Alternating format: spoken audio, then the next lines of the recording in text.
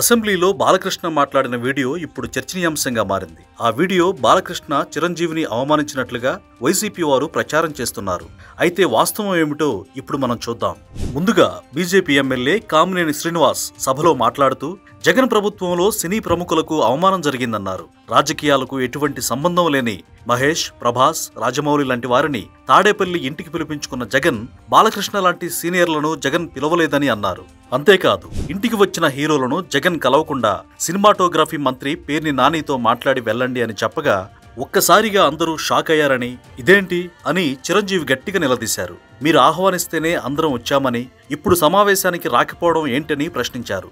దానివల్లే జగన్ హీరోలతో సమావేశమైనట్లుగా తదనంతరం చిరంజీవిని అవమానిస్తూ జగన్కు నమస్కారం పెడుతున్న వీడియోలు, ఫోటోలు బయటకు విడుదల చేసినట్లు కామినేని శ్రీనివాస్ వివరించారు. తర్వాత బాలయ్య మాట్లాడుతూ, నన్నెందుకు పిలవలేదు, పిలిచారు, కానీ నాకు ఇష్టం లేక వెళ్ళలేదు.